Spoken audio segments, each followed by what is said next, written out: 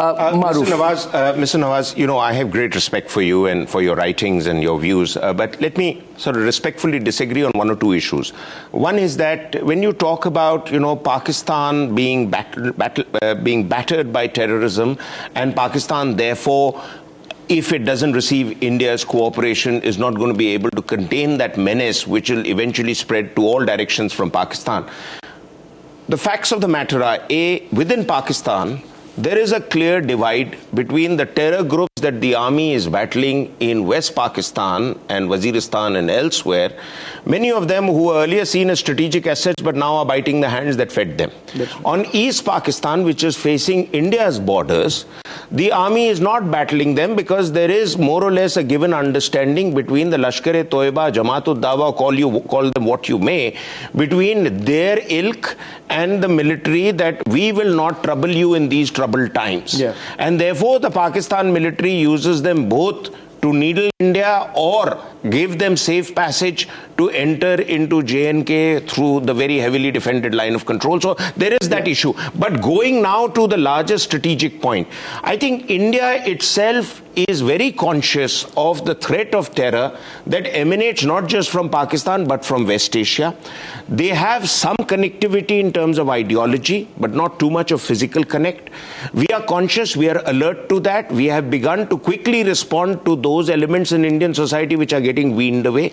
But more importantly, I think what the US and my friends in the United States need to understand, that why we need a strategic partnership with the US and why we need the US to clearly define red lines is because, to quote Professor Stephen Cohen, is that India is friend but not an ally.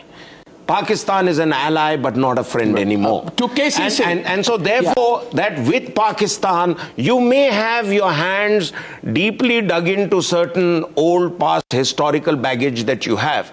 But please understand that Pakistan is more likely to wean away in the direction of China than it will wean away in the direction of Washington. KC, and let's bring the discussion away from Pakistan once again for a bit, because I felt, and KC, your take, you know, you've been a senior Indian diplomat for so long.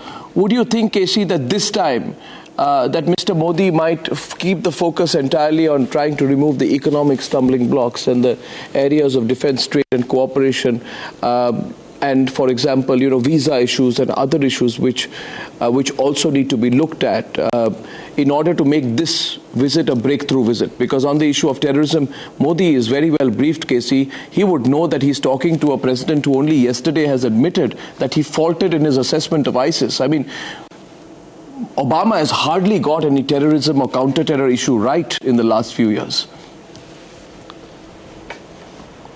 You see, we must go back just 2 days to what Prime Minister Modi told the UN General Assembly. He took up 3 basic issues. He took up terrorism, and firstly he took up Pakistan, and he very clearly said, the door is open, but you have to create appropriate conditions, and we will not negotiate with the terror shadow. So I think there he left it. So that is as far as Pakistan is concerned. But then he went on to also laud, where he was addressing it to President Obama, the desire to fight ISIS. He said it's a very good thing that terror in West Asia is being fought. Now this would be a signal to Washington. It is possible that President Obama may raise it with him and say and ask him what India is willing to do, because you remember that even Vajpayee was asked by President Bush to send troops to Iraq. So I don't know what would be the Indian reaction, but the issue has been raised by Prime Minister Modi. Now, as far as trade is concerned, he again raised it in his address to the General Assembly, but he said there should be mutual consideration. Now, therefore, this is going to be an issue which will come up. He'll have to elaborate it. Mutual consideration is that US and India have to compromise where the food stocks issue has to be dealt with. Then India steps aside. We don't have a problem as far as the trade facilitation agreement is concerned. I have a suspicion a compromise will emerge from the talks. Finally, it's climate change, because both India and China ducked the summit, which was 2 days before the high-level segment in New York. But Prime Minister there, I thought, was a little wishy-washy in his address, because he talked of yoga and lifestyle changes, etc. But I think US is going to ask him very clearly what is the Indian position, because he also said equal but differentiated responsibility, which is normally euphemism for saying you do all the things that you have to do because you caused the carbon, created the greenhouse gases. Now don't stop us, because we are in the initial phases of getting there. But I don't think India can sustain that beyond a stage, because the Chinese have started moderating and diversifying their energy mix. Therefore, this will come up. But we have to look at our national interest. Which Obama is focusing on will be on the table. Casey, and a solution. How should we deal with it? With the trade issue. Well, I'm glad that we're talking about contentious issues. Let's play some of those. Let's actually pick up those 4 or 5 issues, Michael, which Nicholas Burns wrote today about in the Washington Post. And Casey raised the issue of the fact that India does not take the same stand as the United States at environmental summits. But why should we? We are a developing nation. We cannot have the same standards, vis-a-vis carbon emissions that the developed world prescribe to the rest of the world. Developed worlds have exercised their right to pollute. And developing countries are saying that we can't have such rigidly prescribed standards. We have made our own plans to cut carbon emissions by 60% by 2020, which I think, and 2040, which is quite ambitious. But Modi is a development man, an economic growth man. You can't have 8, 9, 10% growth at the same time and satisfy America on environment issues at global platforms. Will this be a stumbling block, Michael? Well, I think it is a stumbling block with the Obama administration, because this is a big political priority for President Obama. It's a controversial issue here in the United States. But, and obviously the United States has steps of our own that we need to take on this issue if, in fact, we're serious about reducing emissions. I do think, though, that the stance taken by the Indian government on this, it is disappointing to the United States, especially in contrast to the approach that China has taken. Simply pointing back towards sort of historical responsibility, I think is not going to be a persuasive or a satisfactory response from the point of view of either the United States or others. And I think what's the solution, Michael? Is there a solution anywhere, Richard, on this? I don't think there's an easy solution. I mean, you look at what India has to do if they're to actually commit to serious things on environment degradation.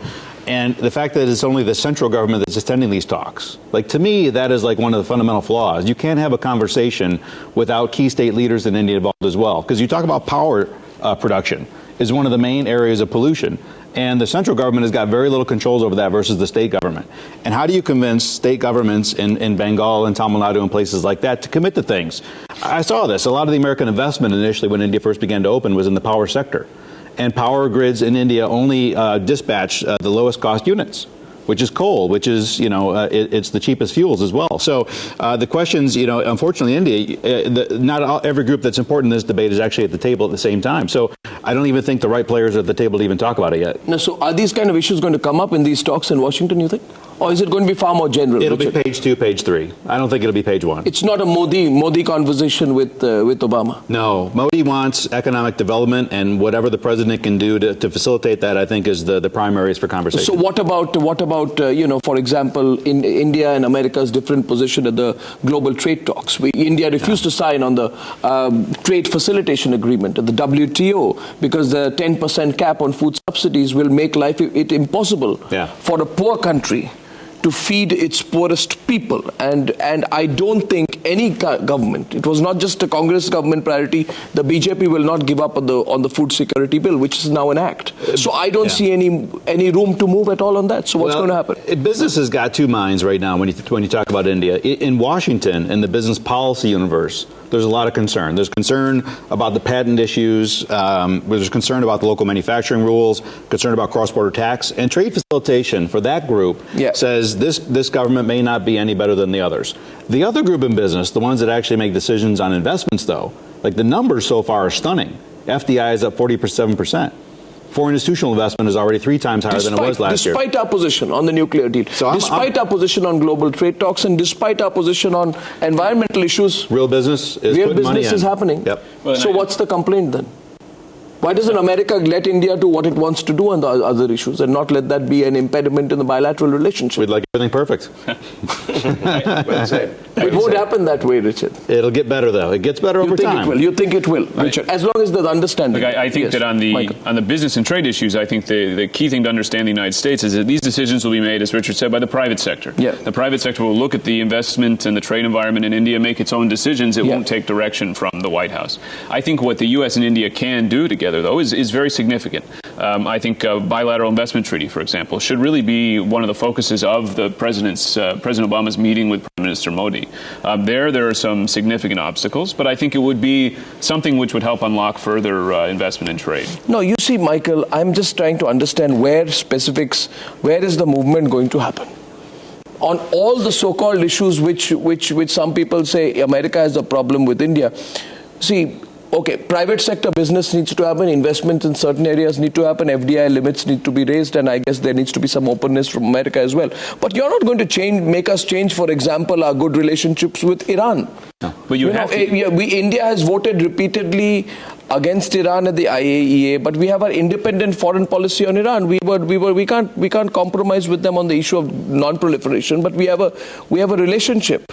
I think that, these things... With Tehran. So what's going to happen to that? These things have to happen in concert with one another, I think. We can't reduce the relationship to a series of transactions because each one of these issues is difficult in its own right. And hopefully we'll see some forward progress, deliverables as we call them, on the economic and energy and climate issues and others. But there also has to be some forward momentum on this issue of the strategic relationship. Yeah. Seeing eye to eye, especially within Asia. Yeah. And as we look outside of Asia, I think we should have conversations, but they're going to be more difficult. That's a practical approach. On the economic front, there were really four big buckets of issues that American companies were complaining about. It was patents, it was lack of progress on FDI caps, it was cross-border tax issues, and local manufacturing rules. Okay. And two of the four, we've already seen major movements by the Modi government. Yeah. Jately announcing a panel at CBDT that's going to review any attempts to use the retrospective clause in cross-border taxation.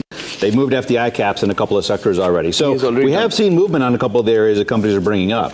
And that may be part of the reason, too, that at least a large group of companies are actually investing and putting money in. The real dollars are moving already. So strategic issues take a back seat. Shuja Nawaz, you think so? Strategic issues take a back seat because, they don't. I think they remain alive, and I think India can do a lot on its own within the neighborhood also, particularly on climate and environment change, with China, with Nepal, with even Pakistan, because it is now being affected by what appears to be a secular shift in the monsoon. And that's going to be affecting its ability to deal with the flash flooding that we've seen in recent years, also to deal with deforestation, silting of dams, and so on. The possibility of creating clean energy rather than polluting energy from hydropower means that you work with your neighbors. Bring the Chinese in, bring the Pakistanis in, bring the Nepalese into that equation, and you suddenly have a momentum that you are no longer bound by the US-India dependencies, but you create your own network within the region. On Iran, I entirely agree. I think India needs to play a more positive role, helping the US and the West see Iran in a new light, allowing the reformers in Iran to strengthen their position, to help with Afghanistan. No, but India has consistently voted with the United States and against Iran in every instance when there has been a vote regarding Tehran's nuclear program. And so we have shown our commitment. Despite that, it has a relationship with Iran. Why can't we? Why can't we? No, my question is. My question is I'm coming to a very fundamental issue. I'm agreeing with you. Why can't we? Why can't? Does that mean we should now start voting as a bloc at the United Nations? No, I'm agreeing with you. It's not going to happen. Just listen. With Iran, India needs a relationship, needs to persuade the West to open up the relationship there so that you can have trade for energy. No. I'm on strategic issues, Mr. Nawaz, and I think we have a right to ask, for example, Richard, and I'm not saying this only to be provocative, but for example, these homilies also from America, human rights, speak with us on human rights, you speak with us, don't have a relationship with Iran. Well, I mean, India voted, for example, Richard, at the UN Human Rights Council, condemning Israel's rocket attacks on Gaza that kill hundreds, including young women and children. America, which is a so-called protagonist of human rights, did not. Should India have been a mute spectator then? I don't think we hold India up as having to toe the U.S. line on a lot of these global issues necessarily. I think many people do. They dream of it, but I don't think that it's expected. I don't think it's going to be an obstacle to the talks that are about to happen here in Washington, D.C. I don't think it's going to be brought up at all. I don't think it will be brought up at all. Yeah. Let me say on Iran, I think that... You're sure of that? Nobody's sure except one person in the United States. So. Who's that one person? President Obama. Is he sure of anything these days? He's sure. He's sure he wants a closer relationship, and hopefully this summit will get us there. Yes, Mike. On Iran, I think, look, the India has, in many ways, you're short-selling India on this, Arnab, because India has supported, as I think you said, the sanctions, has voted with the United States, has been, I think, helpful from the U.S. perspective in that view. In fact, U.S. legislation has also carved out the ability for India to maintain sort of some of its relations with Iran. I think what the United States would like to see from India is for India to actually use that positive relationship with Iran to say to the Iranians, you need to make a nuclear deal that can allow you to get past this obstacle and therefore have better relations with the world. I think India should not see its relationship with Iran as purely somehow bilateral or mercantile, but should use it as a global player to try to bring Iran into the international fold. In fact, Arnab, to that extent, Michael's point, it was with some kind of American nudging that India made an investment in the Chabahar port in Iran to create another access route into Afghanistan. That's true. So let's not forget that. Okay. And Maroof, I can't go into details now. My last question to KC. KC, in about 1 hour from now, maybe 55 minutes from now, Modi will be speaking at the Council for Foreign Relations. I'm told he'll be taking a few questions as well. A lot of people will be looking forward because that's going to be like his forward-looking foreign policy statement. What do you expect the thrust to be, KC? I think it'll be a little different from his UN address because now he is speaking to an American audience. So this will be a bridge between the UNGA address and his talks in Washington. So it'll be definitely addressed to Washington and to an American audience. So he'll have to flesh out some of these issues. He'll probably talk of a strategic engagement. He'll talk of the bigger issues of the two countries together, the commonality of values, etc. I don't expect him to get into the difficult issues of where the differences are. But essentially it will be at a philosophical, strategic, broad brush painting of generally a feel-good speech which creates the right environment for him before he arrives in Washington. Yes.